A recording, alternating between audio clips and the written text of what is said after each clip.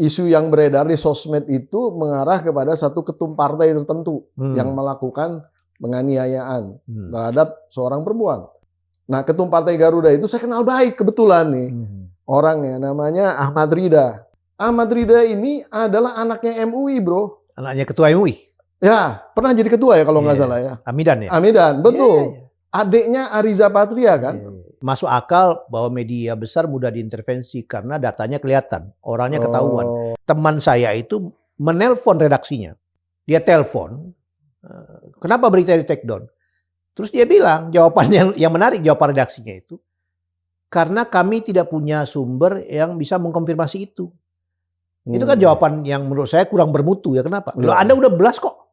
Kok sekarang nanya sumber? Berarti Anda ada sumber penting mengatakan itu di stop atau itu tidak benar sehingga Anda take down.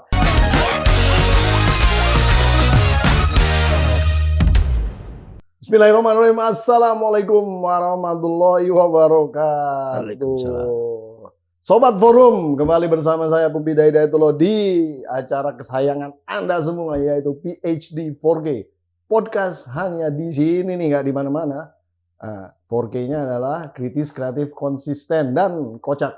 Mudah-mudahan bisa jadi kocak hari ini, karena kita akan melihat keanehan-keanehan yang lucu ya di dalam konteks pemberitaan media massa akhir-akhir ini.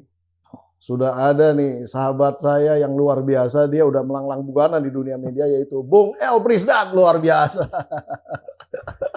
Terima kasih udah datang ya. Thank you. Wah, Bung El Pris. Waduh, ini saya ini kadang-kadang suka bingung ya. Kalau kita baca berita itu hampir seragam rata-rata. Kalau ada hot news, semua media tuh muncul gitu. Apalagi ada hal-hal yang kira-kira apa tuh namanya tuh apa istilahnya tuh sangat-sangat walaupun belum terbuka semua gitu. Media tuh cenderung untuk langsung ingin langsung masuk gitu.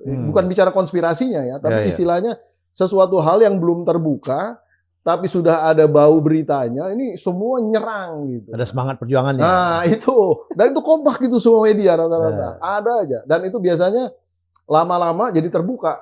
Jadi media ini menjadi basis daripada pressure ya mewakili publik untuk kemudian ya membuka kasus ini terang benderang gitu. Hal-hal yang seperti itu. Nah belakangan ini justru malah terbalik gitu. Kalau ada hal-hal yang berbau konspiratif gitu ya, tapi istilahnya sebenarnya kita udah tahu bahwa itu ada gitu. Nah, nggak ada semangat tuh media buat nyerang ke sana. Yang saya lihat justru malah media mainstream yang gede-gede ini malah nunggu gitu kan. Sedangkan yang kecil-kecil lebih cenderung nyerang, tapi nggak berbasis gitu. Jadi ini lucu ya. Maksud saya nih apa sih yang terjadi? Apakah karena adanya, mohon maaf nih, ada sosial media yang memang lebih disenengin dibaca atau bagaimana? Mungkin bisa memberikan gambaran nih sebagai seseorang yang sudah berpuluh-puluh tahun nih di dunia media nih. Silakan Bu Elbris. Kita sekarang di media jadi penonton, Bro. Karena terlalu banyak media. Sudah semua orang mimpi bikin akun di YouTube punya media. Langsung yang dia lupa kontennya gitu. Jadi kalau dilihat dari konteks itu sebetulnya begini. Konspirasi itu dari dulu sudah ada. Jadi ada pendapat satu pakar media ya, pakar jurnalistik yang mengatakan bahwa dia tanyakan kepada mahasiswa jurnalistik apa itu berita, dia bilang 5W1H. Dia bilang enggak, bukan itu. Berita itu apa yang disajikan koran hari ini bukan besok. Oh iya benar. Jadi siapa yang memilihkan untuk Anda? Nah itu redaksinya. Jadi dulu saya berpikir kalau semua pemret bersepakat besok kita menggebuk A, maka itu media keluar. Nah hari ini dia tidak bisa melakukan itu lagi. Kenapa? Sosial media dia nggak bisa kontrol. Dia melakukan. Si pemret nggak bisa berkonsensus. Kan nggak ada pemret di sosial media. Sosial media itu ada channel dan owner. Ada buzzer juga. Tidak ada kuratornya. Benar. Jadi konspirasi tetap ada. Sekarang konspirasinya bergeser kan, menjadi konspirasi masyarakat. Nah masyarakat indikatornya adalah apa ya? Seberapa menarik dia? Menarik dalam pengertian dia sensasional, menyentuh selera orang, akibatnya jadi viral. Jadi seleksi alam di sosial media, kalau Anda viral ya Anda didengar.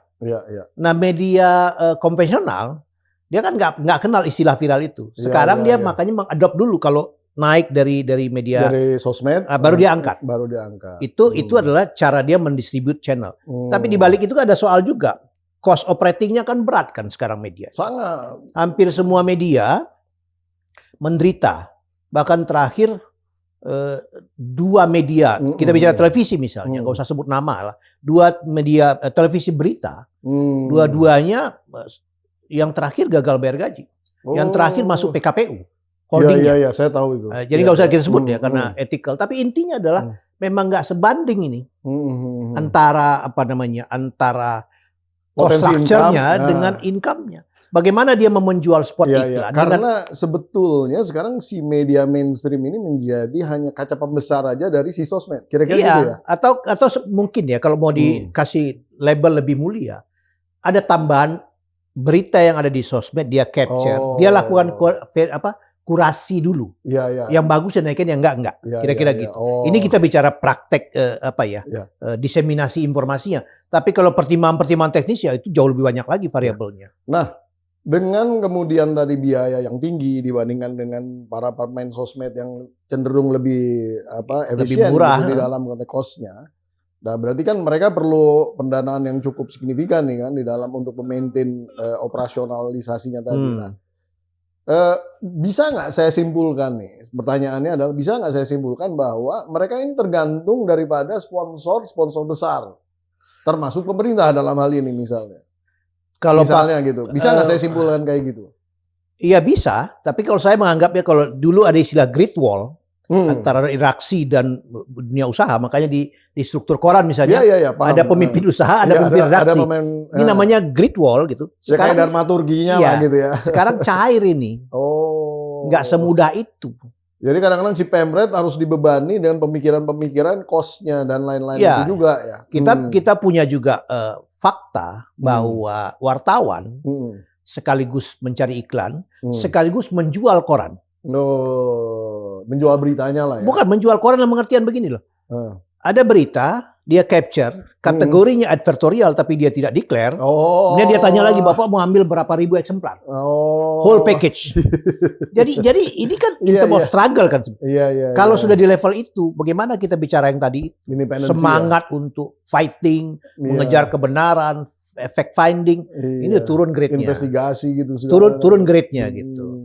Tapi ini kan isu media ini tidak sekedar bahwa kalau ada yang invest, dia bisa hidup. Maka pertanyaannya, Anda hidup karena invest atau karena return kan gitu. Kalau hidup karena invest, siapa yang mau buang duit di situ? Harusnya hidup karena return. Makanya di sebelah sini, PR-nya media yang lain itu adalah Anda juga efisien dong. Anda juga punya source of income yang lain dong. Nah di semua sektor, sekarang itu kan terjadi itu. Misalnya kita geser ke perguruan tinggi. Perguruan tinggi dibikin namanya BHMN. Badan Hukum. Tadinya dosen ngajar atau pengelola fokus ngajar. Nah, sekarang dia harus ada komersial aspek. Makanya rektor yang dipilih juga. Rektor dipilih profesor yang ngerti bisnis. Bukan profesor yang ngajar. Kenapa? Gimana cari source income yang lain yang related kepada kampus, tapi duitnya dipakai untuk mensubsidi akademis. Tapi untuk media kan nggak bisa begitu. Anda mau pakai duit duit non core bisnis kepada bisnis. Lah media itu bisnisnya cuma satu. Ini kalau kita ambil contoh bro ya, kita mempelajari bagaimana model 2 media besar di zaman dulu. Zaman dulu yang saya maksud era 80-an, itu ada 2 media besar. Namanya Tempo satu lagi Kompas. Ini weekly, ini daily. Tapi dua-duanya sama-sama terhormat, sama-sama kaya. Tapi situasi berubah. Kompas lebih moderat, dia mulai bangun hotel, dia mulai bikin toko buku, 20 tahun kemudian sekarang, ya Kompasnya selamat. Tapi Tempo lebih parah kan, dia tidak punya source of income yang lain itu. Dengan kata lain, yang kita mau katakan tadi, mudah nggak buat media sekarang untuk survive dengan single bisnis? Nggak mudah. Nggak mudah. Itu jadi dari ada sisi source of income lain. Ya, dari sisi dapurnya. Nah, bisa nggak kemudian saya simpulkan lagi bahwa dengan tadi tidak dependensinya terhadap jalur income, sehingga membuat intervensi terutama dari pemerintah. Karena kan pemerintah ini kan punya dana nih. Ya maksudnya saya nggak bicara pemerintah dalam konteks pemerintahan langsung dari terpusat, enggak. Kita bicara lembaga-lembaga pemerintahnya lah. Nah, jadi kalau lembaga-lembaga pemerintah yang punya duit, tentu mereka bisa memberikan iklan, bisa bekerja sama. Nah, sehingga basis-basis pemberitaan yang real tadi, yang kemudian kalau ada masalah, kalau ada hal-hal yang sifatnya konspirasi tadi itu kemudian ya istilahnya bisa langsung diatur lah gitu. Nah, itu gimana tuh? Bisa nggak saya simpulkan seperti itu gitu, kira-kira gitu? Bukan, kalau Anda tanya saya sebagai orang media, dengan pride media, secara idealisme nggak mungkin. Nggak mungkin. Tapi di level praktis itu sudah terjadi. Oh. Jadi gampang nih. Ya, coba aja sekarang refleks. Cek aja sekarang BUMN besar. Gak usah sebut nama lah. 5 BUMN besar aja. Pasti itu itu bagus terus. Itu yang berkuasa mungkin korseknya. Yang spend ke media. Ya. Ini mungkin bisa telepon Pemret event owner. Oh. Gak usah sebut namanya. Dan dia bisa order. Iya. Tapi kan di sisi media dia menjustify juga mungkin.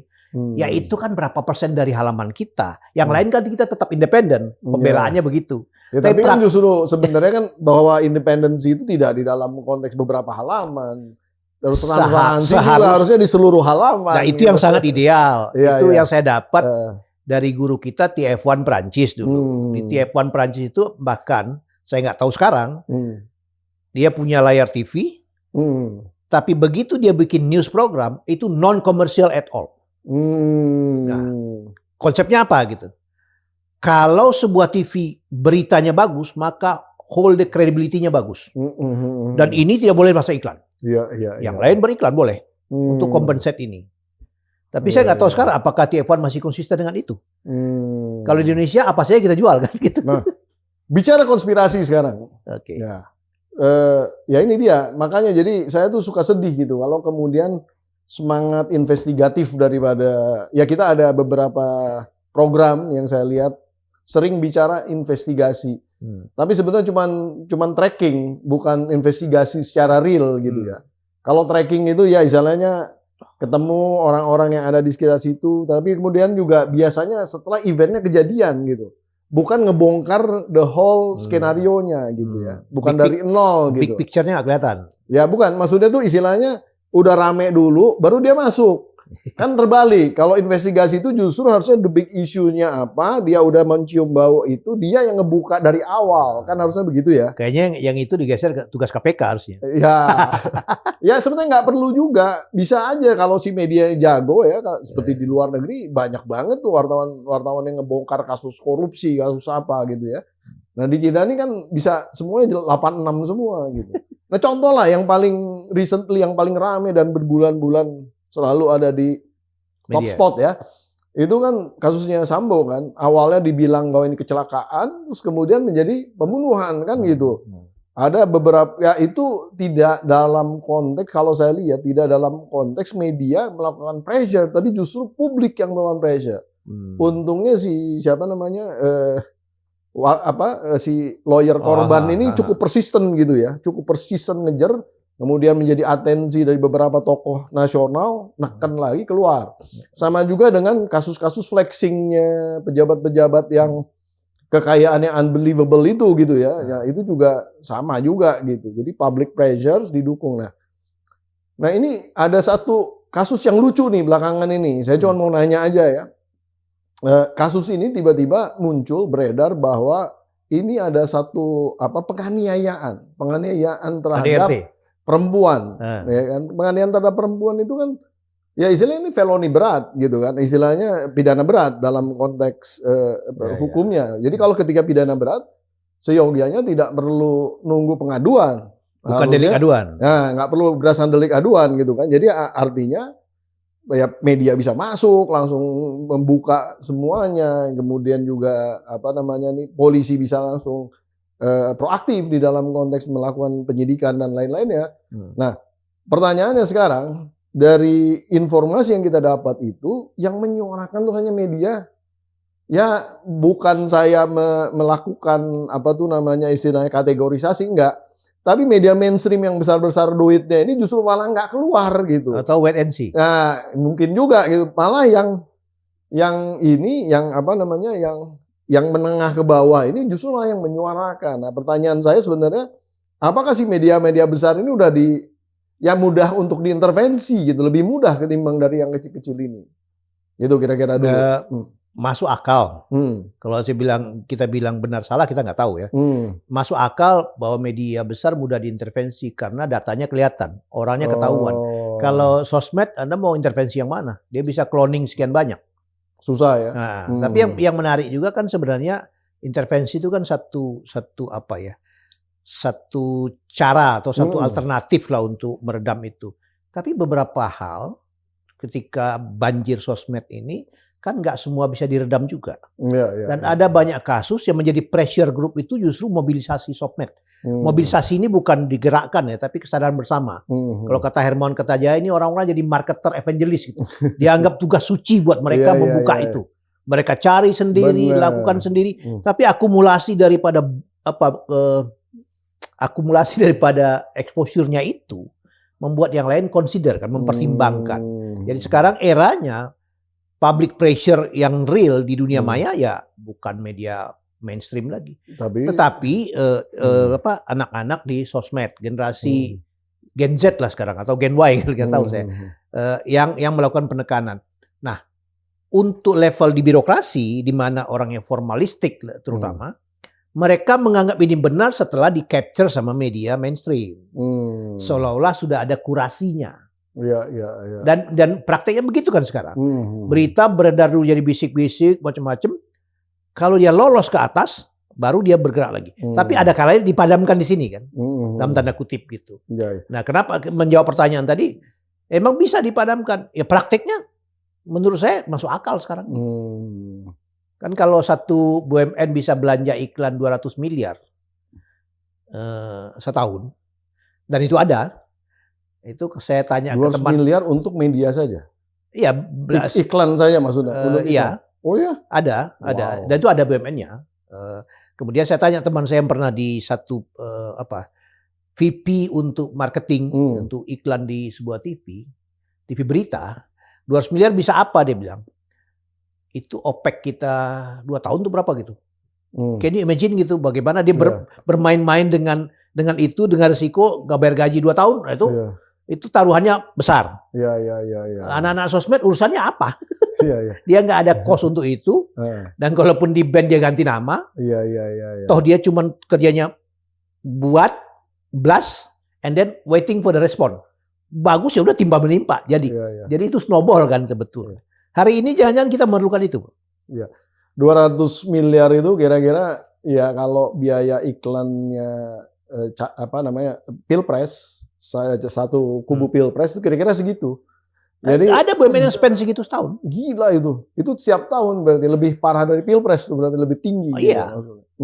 Makanya saya bilang, saya dulu menawarkan waktu dipercaya menjadi Dewas TVRI, bagaimana supaya audiens share TVRI naik, ada 2 saya bilang. Pendekatannya itu. Yang organik adalah kita perbaiki program macamnya, yang anorganik kita backdoor listing belanja aja saham itu, taruh pembretnya orang kita, selesai. Benar. Iya kan? Iya. Toh duitnya segitu gede kok, kalau negara mau. Tapi kan negara nggak mau juga. Tapi susah lah. Karena kan TVRI itu ya LPP kan, bukan. Ya makanya itu bukan PT gitu. Ya, jadi itu isu di hulunya. Lebih terbatas. Ya. Nah, kembali ke konspirasi tadi lagi ya.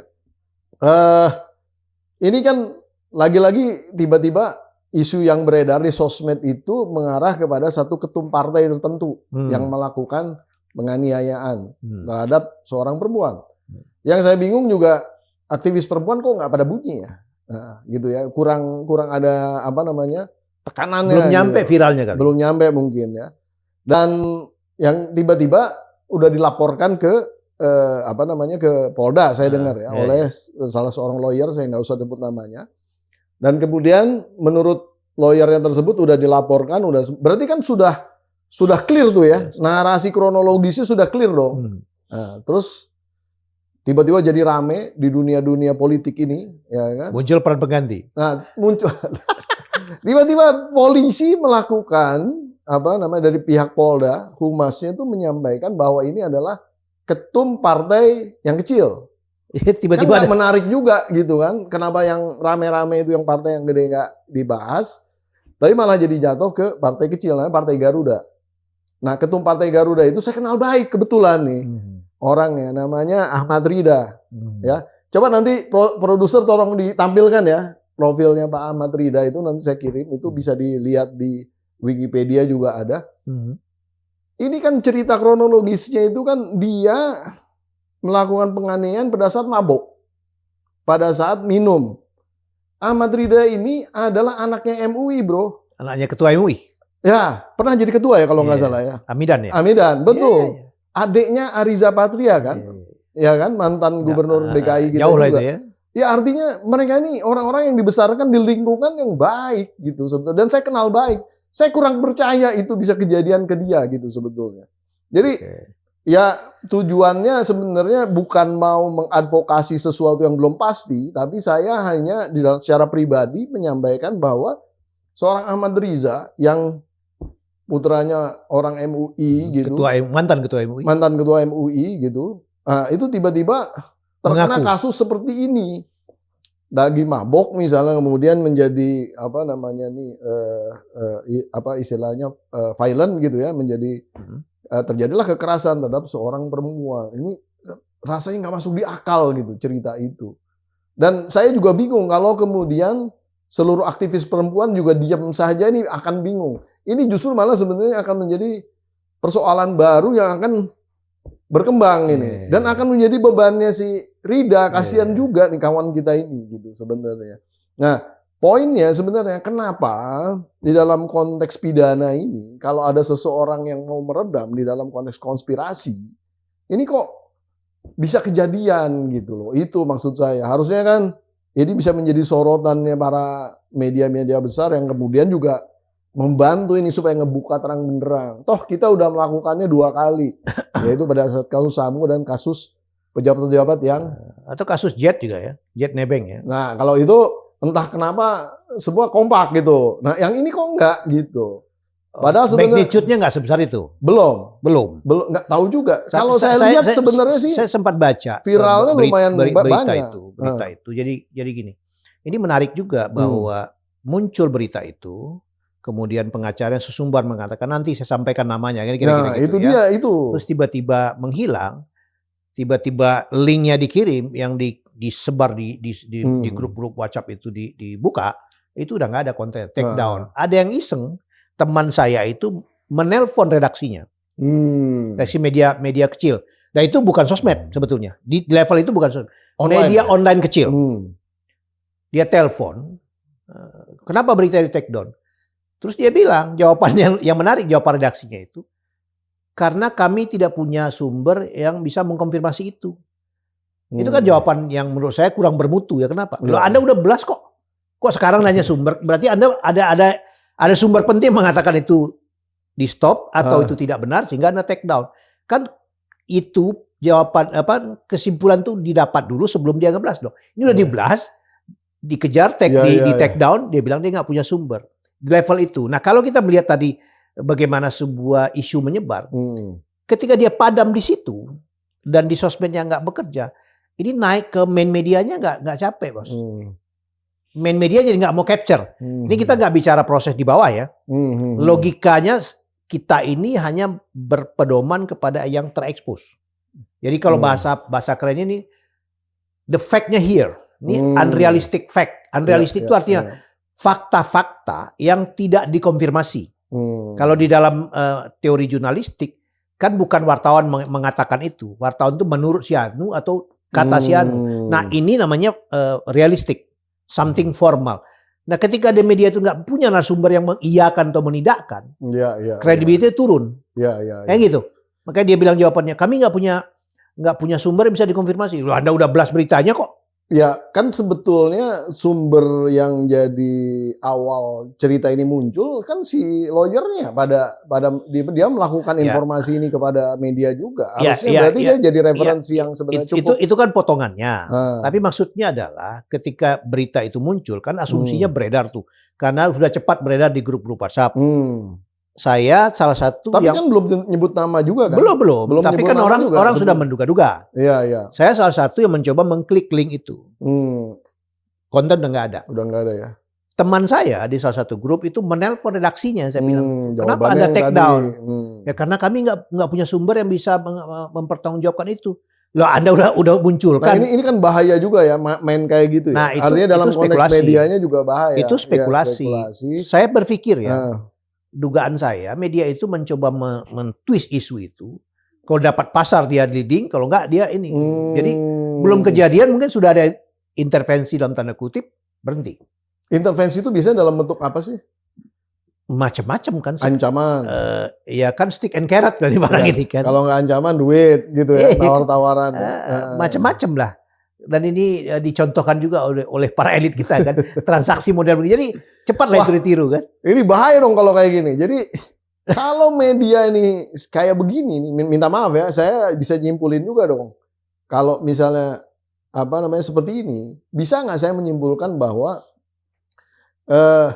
siapapun yang punya duit, apalagi dia berkuasa, dia akan terus bagus dong di depan media kalau kayak gitu. No matter dia punya kejahatan, skeleton in the closet dan lain-lain gitu ya. Potensinya ada. Tapi mungkin tidak di seluruh etapa dia berhasil. Oh ya. Contohnya Sambo. Sambo pun sebetulnya dalam posisi yang itu tapi keahlian tupai melompat ini kan nggak semuanya punya rekor kan. Someday dia unlucky ya. Ya bisa, ya saya anggap bisa. Karena tergantung etapenya. Nah, kalau zaman Pak Harto kan Pak Harto cuma kasih guidance begitu aja. Selama orang saya masih pejabat lu jangan sentuh kan gitu. Makanya mulus semua.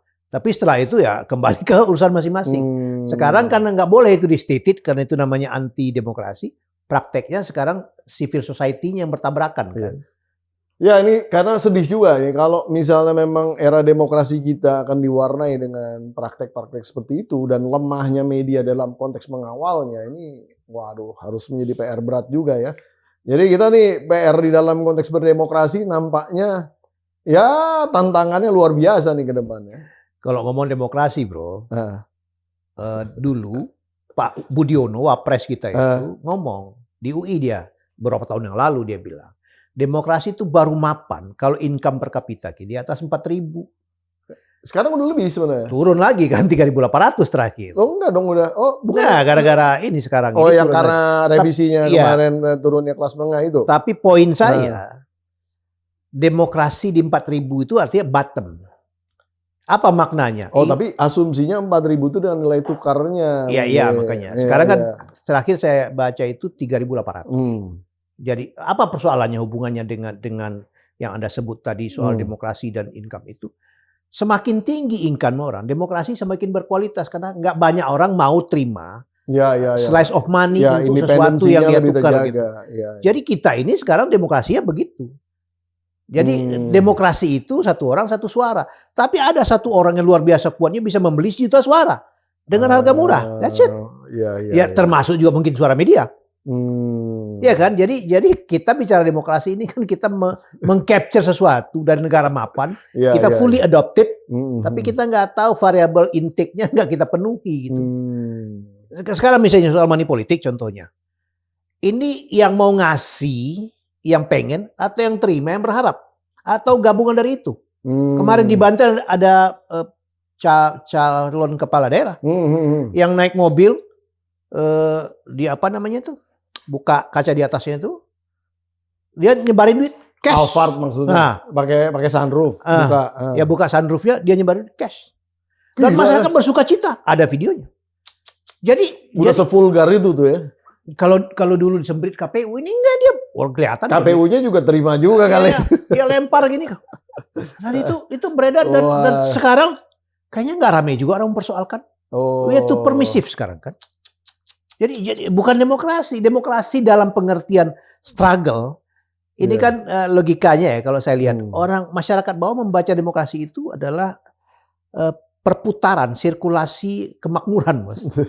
makanya ketika ada calon pejabat atau kepala daerah lah yang elected datang ke daerah, nggak bawa apa-apa, rakyatnya cuek aja. Cuek aja ya. Terus kita dikasih, dia bilang dia kasih, belum tuh dia patuh juga, dia bilang kapan lagi makan duit dia. Dia juga habis ngerampok. Ya kan, Soviet tuh permisif gitu. Kan demokrasi itu kan apa ya? Kalau di mobil demokrasi itu premium brand, Bos. Iya. Nah, kalau premium brand supir bajai kan nggak kena dong. Kita ada di situ. Waduh. Mengerikan sekali ya kita nih. Mengerikan sekali. Kira-kira kalau dalam konteks kemediaan gitu ya, kita ada apa tuh namanya lembaga-lembaga independen yang istilahnya menjadi payungnya keberadaan media, PWI misalnya, yang juga lagi ribut nih sekarang ya kan. Kemudian juga ada Dewan Pers ya kan. Terus ada KPI ya kalau nggak salah, dan KPI untuk penyiaran. Ya, tapi maksudnya dalam konteks TV doang gitu ya. Kalau Ya penyiaran. Radio TV radio. Ada yang asosiasi TV juga, saya lupa namanya. Ya, ATVSI, IJTI ya. IJTI dan lain-lain. Pokoknya intinya banyak sebenarnya lembaga independen yang nah, apa effort dari teman-teman di dalam lembaga-lembaga ini yang kemudian ya harusnya ada kepedulian dong untuk menciptakan basis independensi media untuk menjaga demokrasinya secara idealismenya gitu kira-kira. Saya nggak tahu yang terakhir apa yang mereka lakukan. Tapi kalau misalnya PWI, ini kita bicara sebelum pecah lah ya. Ya. Tugas mereka tuh melakukan akreditasi kan. Ya, makanya kan jadi medianya diakreditasi. Tapi kan kita juga nggak tahu parameternya. Apa ini? Misalnya begini loh, kayak sekolah. Sekolah itu diakreditasi yang pertama apakah kurikulumnya benar, apakah tenaga pengajarnya ada, apakah sekolahnya fix misalnya nyewa kah, online kah, punya kampus sendiri kah, itu kriterianya. Nah, kalau kita terapkan di jurnalistik misalnya, sekarang PWI melakukan kurasi itu, apakah dia kurasi juga kemampuan bisnisnya, sustainability-nya? Kan enggak. Kan ada pertanyaan simpel sebetulnya. Sekarang Indonesia ini di dunia salah satu negara yang mungkin yang terbanyak medianya. Nah, kalau kita bicara kue, ini kan begini, belanja iklan tahun ini mungkin di atas 50 triliun. Dibagi sekian banyak, ini dapatnya berapa? Jadi logikanya adalah negara harus bisa mengatakan jumlah media yang ideal itu segini. Dengan parameter X, sehingga media yang udah terakreditasi itu udah whole package, dia bisa berquality, dia macam-macam loh. Tapi kalau di akreditasi sekedar izinnya apa? Banyak sekali kan. Ya. Jadi ada penurunan kualitas juga dalam konteks itu. Nah, karena jumlah media yang mati. Jadi gini, kalau kita bicara analogi loh. Saya ingat selama Pak Harto berkuasa 32 tahun dan kita nggak mengenal sosial media, kita hanya mengenal main media. Itu jumlah siup yang dia cabut itu nggak sampai 10. 32 tahun. Ya sampai kita ingat siapa yang dimatikan. Prioritas, Tempo, macam-macam gitu ya. Nggak sampai 10. Reformasi 5 tahun saja itu mungkin bikin ratusan media mati oleh pasar. Jadi artinya nggak usah pakai penguasa ketika dicekek income-nya. Selesai. Untuk itu dia survive, anything can do. Anything can happen kan. Jadi dia bisa ya menawarkan konten lah. Kita juga punya contoh media malu-malu waktu itu. Misalnya nih majalah. Kan dia bisa bikin covernya tutup satu halaman iklan. Double cover. Nanti di dalam mereka artinya tenang, kita juga perlu makan gitu artinya. Iya kan? Oh, yang gila yang beli itu kan, saya mau pasang iklan tapi saya minta cover di depan. Dikasih bos. Walaupun dia bilang justifikasi ini edisi khusus, hanya berada di kalangannya. Tapi kan di mana-mana. Jadi kita bicara mengenai independensi dan konspirasi. Ini dua hal yang mudah dikatakan barangkali di level akademis. Kita tapi kalau dalam prakteknya sangat struggle. Bedanya apa dong dengan zaman Belanda dulu kita nih kalau kayak gini? Media-media independen yang ingin memperjuangkan Indonesia merdeka selalu diberangus sama Belanda. Kan kira-kira gitu. Entah nanti pokoknya macam-macam. Tapi waktu itu teror lah salah satunya gitu kan. Kalau kata Soekarno bedanya sekarang lebih sulit karena melawan bangsa sendiri. Jadi kalau dulu warnanya boleh sama kita. Sekarang nggak bisa. Di sebelah kita dia. Sekarang sama Melayu semua gitu. Jalannya bareng lagi. Tapi infonya pindah ke sebelah gitu. Ini susah dong. Berat. Aduh, saya terus terang agak sedikit terenyuh dan sedih juga gitu. Karena imagine ya, kalau seorang ketua umum partai tega memukul seorang perempuan dalam konteks apapun. Ya. Karena saya dididik itu, saya harus menyayangi perempuan dan nggak boleh sedikit pun sekalipun melakukan kekerasan terhadap perempuan. Nah, bagaimana dia terhadap rakyat gitu? Kira-kira gitu aja sih sebenarnya. Paham nggak maksud saya? Jadi kalau kita tidak bisa mempunyai empati terhadap seseorang sebagai laki-laki ya, yang namanya perempuan ini kita nggak bisa jaga. Saya punya anak perempuan 2.